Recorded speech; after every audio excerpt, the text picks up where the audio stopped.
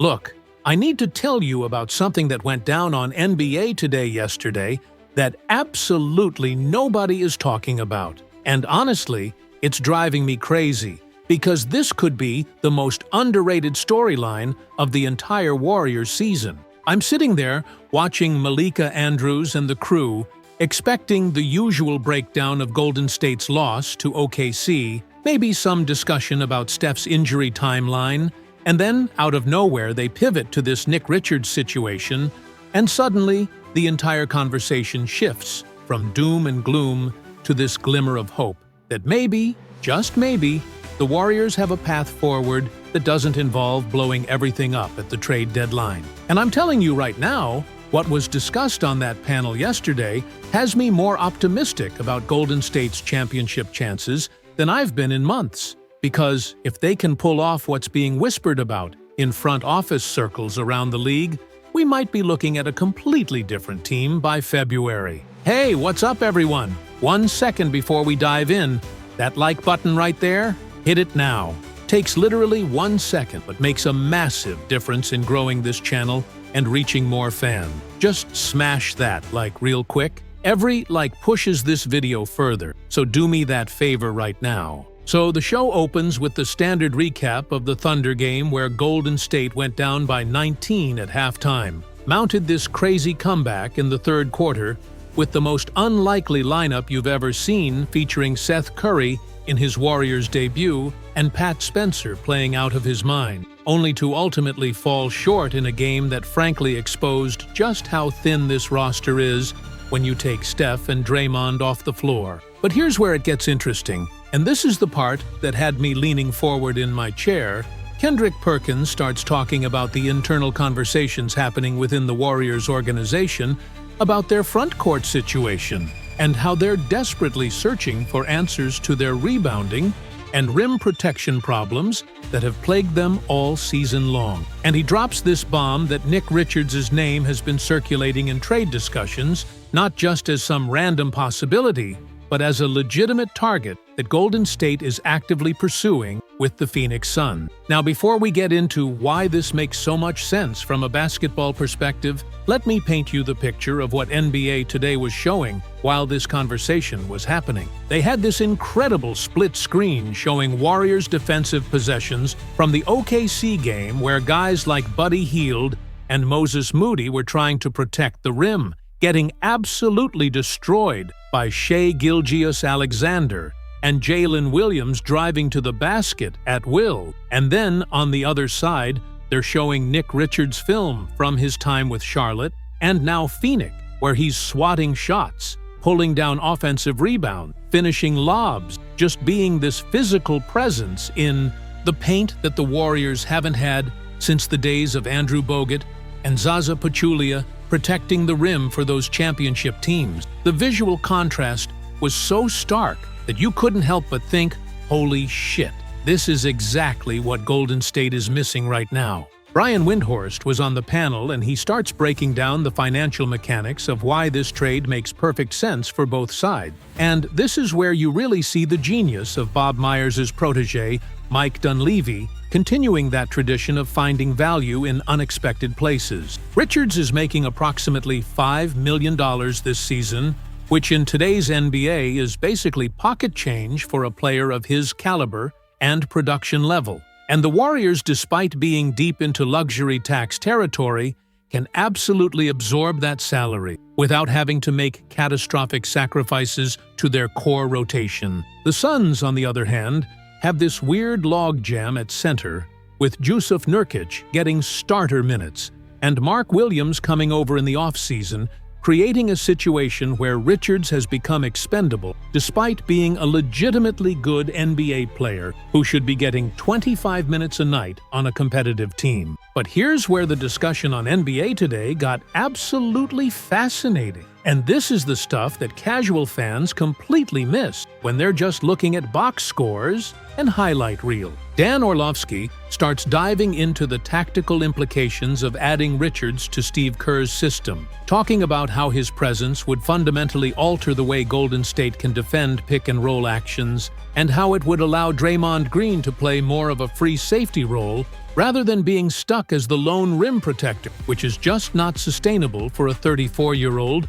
who's lost a step athletically. Orlovsky's pulling up specific plays from the Thunder game, showing how OKC was just running high pick and rolls over and over, knowing that once they got past the initial point of attack, there was nobody at the rim who could challenge them. And he's contrasting that with film of Richards in Phoenix, where his mere presence as a 7-footer with legitimate shot-blocking ability completely changes the math for opposing ball handlers because they can't just attack the rim with impunity anymore. Stephen A. Smith jumps in with one of his classic rants about organizational identity and what it means to be the Warriors, and he's making this passionate argument about how Golden State built their dynasty on the three-point shooting and ball movement, but they also always had that defensive anchor protecting the rim, whether it was Bogut or even JaVale McGee and Zaza doing the dirty work in the paint. And he's pointing out how this current iteration of the Warriors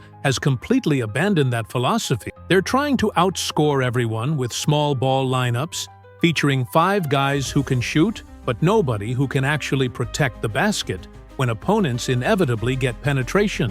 Richards represents a return to that championship formula where you've got the shooting and the spacing, but you also have that last line of defense that gives your perimeter defenders the confidence to be aggressive, knowing they've got a legitimate eraser behind them if they get beat off the dribble. The rebounding discussion was absolutely crucial, and I don't think enough people understand just how catastrophic Golden State's rebounding has been this season, and particularly in that OKC game where they got absolutely demolished on the glass. Chiny Ogwumike brought up these stats, showing that the Warriors are near the bottom of the league in offensive rebounding percentage and defensive rebounding percentage, which is almost impossible to do unless you're actively trying to be terrible at rebounding, and she's explaining how this isn't just about raw size and athleticism, although that's part of it. It's about effort and positioning, and having players who actually prioritize crashing the glass rather than leaking out in transition.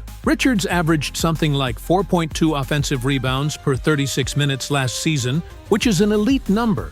And the Warriors desperately need someone who can create those second-chance opportunities, because right now, when they miss a shot, which happens a lot when Steph isn't on the floor, that possession is just over, and the opponent is running the other way. Mad Dog Russo made this brilliant observation about the psychological impact of not having interior presence and how it affects everything else your team tries to do defensively. He's talking about how when you don't have a legitimate rim protector, your perimeter defenders can't play as aggressively on the ball because they know if they get beat, there's nobody behind them to clean up the mess. So they play more conservatively, which allows opposing ball handlers to get comfortable and get into rhythm and pick you apart methodically. But if you have someone like Richards anchoring the paint, suddenly your guys on the perimeter can pressure the ball 75 feet from the basket. They can get into passing lanes. They can take risks because they trust that if someone does blow by them, there's a 7-footer waiting at the rim to contest the shot. It's this cascading effect where one addition to your roster completely transforms your entire defensive philosophy and allows you to play the style that actually matches your personnel. The panel spent a significant amount of time discussing the Jonathan Kuminga situation and how that factors into a potential Richards trade. And this is where things get really interesting from a roster construction perspective. It's become painfully obvious that Kuminga is on his way out. Steve Kerr has basically excommunicated him from the rotation, playing him just 16 minutes in that Thunder game and pulling him in crunch time, despite the Warriors desperately needing scoring and athleticism. The chemistry is broken, the trust is gone, and Golden State needs to move on before this situation gets even more toxic than it already is. Multiple people on NBA Today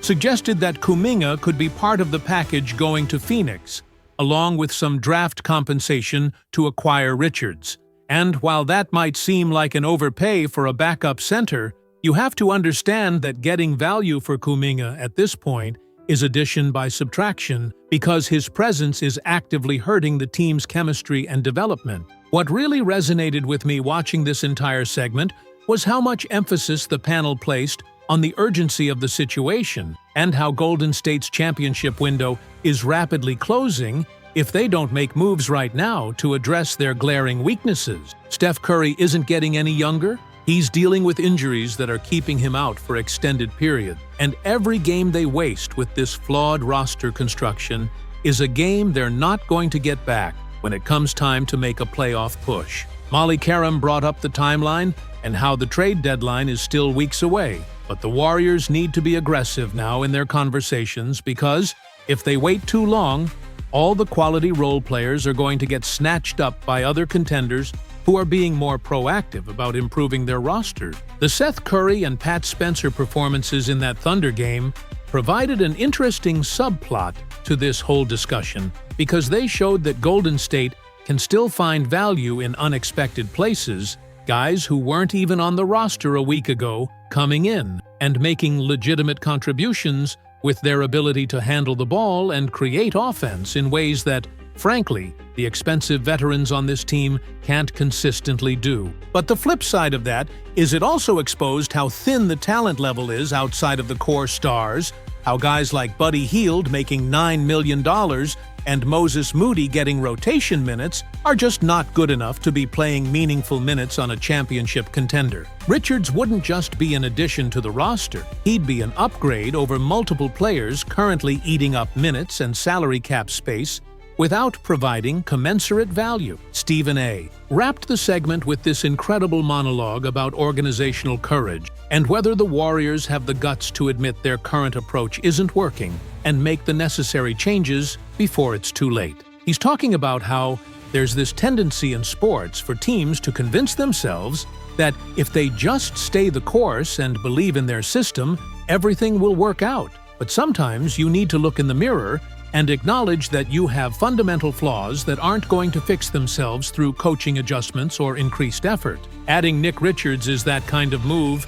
It's an admission that the small ball death lineup era is over, and you need to adapt to the modern NBA where teams have these massive athletic wings and bigs who can punish you in the paint if you don't have legitimate size to counter them. What absolutely killed me watching this discussion was thinking about all the games the Warriors have already lost this season because of their interior defense and rebounding deficiency. Games that were absolutely winnable if they just had one player who could alter shots at the rim or grab a crucial offensive rebound in the fourth quarter. And now we're talking about making this move in December or January when they could have addressed this in the offseason or early in the season before they dug themselves into this hole in the standing. But I guess better late than never. And if Golden State can pull off this Richards trade and maybe make one or two other moves to consolidate their roster and get rid of some of the dead weight, they might still have time to salvage this season and make a legitimate playoff run. The comparison Perk made to how the Celtics have built their championship roster by identifying undervalued role players and bringing them into a system where they can thrive was absolutely perfect. Boston didn't win just because of Tatum and Brown. They won because they had guys like Robert Williams and Al Horford doing the dirty work in the paint, protecting the rim, crashing the glass, setting screen, all those little things that don't show up in highlight reels, but that accumulate over the course of a playoff series. Richards could be that same type of addition for the Warriors, someone who fills a crucial need without demanding the ball or requiring plays to be called for him, just a guy who understands his role and executes it at a high level possession after possession.